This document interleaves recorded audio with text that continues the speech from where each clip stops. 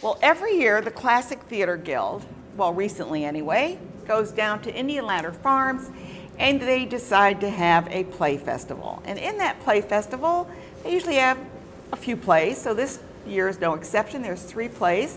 One is Cinderella, one is the Durang Hour, and the other is the Merry Wives of Windsor. And we're so fortunate to have people representing all 3 plays. So we're going to start in introducing everybody here.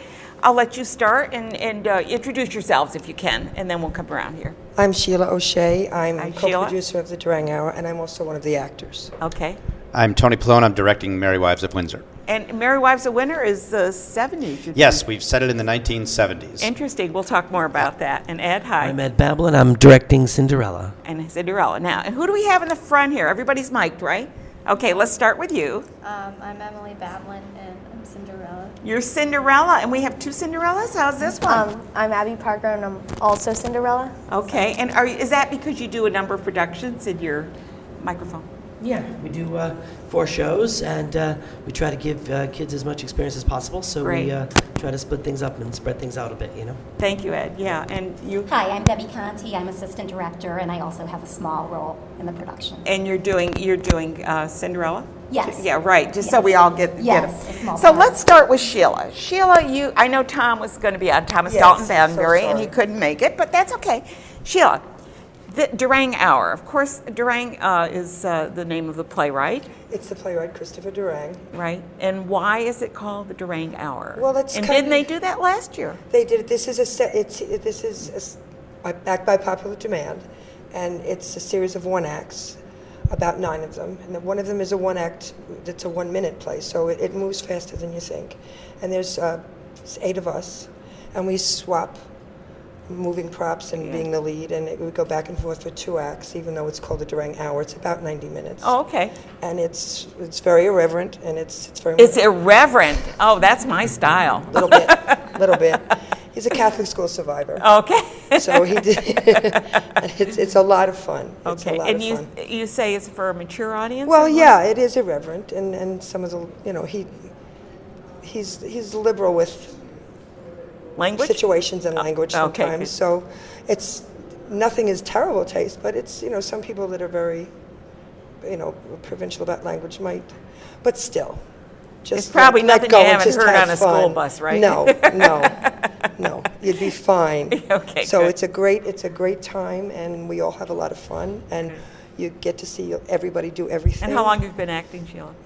Off and on, about, I don't know, up here for about 3 years. Right. Well, good. We're glad to have you up here. Thank you. Good. Thank you. Tony, tell us a little about Shakespeare. What Yeah. got you started with Shakespeare? Oh, well, I think it was probably when I was teaching at the New York State Theater Institute, and we always had to come up with a theme when we did, programs with the kids. And one year I just decided to do Shakespeare, and And they all went, oh, no, not Shakespeare. Right, but what I did was I did sort of a channel surfing through Shakespeare and made things like a television show sorts of themes, and had a lot of fun with it with the kids, and they were very creative. And I sort of fell in love with Shakespeare and have been with it ever since. I now host a monthly Shakespeare brunch where we get together and we read nice. and we eat, and some of the folks here have been there.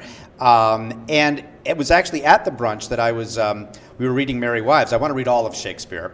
And Merry Wives You is wrote one of those 26 plays? Something like- 37, actually. 37? Oh, my yeah, goodness. those are the known ones for sure. Okay. And Merry Wives is one of those ones that people don't know as well, doesn't have as much recognition.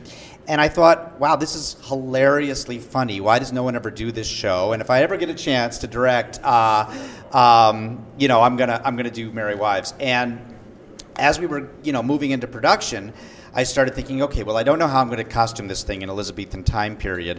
What do we have? Scrap it. Right. And we had enough that we could do something that made it look like the 70s. And I thought, the light went on in my head like, this is brilliant, because it's the story of, Falstaff, the ne'er-do-well knight, chasing after 2 married women at the same time, hoping that neither of them will be the wiser. To me, nothing said Three's Company more than that. Oh, absolutely, So this yeah. is like, Shakespeare meets 1970s television and music, and we have a lightsaber battle in it because no one used sword fights in the 1970s. So That's funny. lightsabers seem to work. Anyway, we're having a great time with it, and it should be a lot of fun. That's- Accessible to an audience, even if you are afraid of Shakespeare, come out to see this. Well, and I know that speaking of Shakespeare and changing the time, they did Romeo and Juliet in a very modern time recently in a film. Oh, absolutely, with Leonardo DiCaprio. DiCaprio, It's a right. great film. And they didn't change the language. No, which the language is the same. We haven't either. And it's amazing to me how well... I think they've done that with Hamlet, too. Sure, lots of things. And you can really adapt Shakespeare to lots of time periods, and it still works. And that's one of the things that, to me, is why Shakespeare is still done after 400 years. He was wonderful. Yeah. What a poet. Right. Ed, tell us about, and I know we want to get right on. We have just a few more minutes to go. Tell us about Cinderella. Oh, sure. I mean, we know the story, sure. right? And you have two beautiful actors Yes, here. we have two wonderful Cinderellas. It is, of course, one of the oldest fairy stories in the world. It's a wonderful show. It's a great script. We've got a copy of a script from a children's theater group in Chicago, and we do it as a we do it as a good cast. It's not a what do they call it?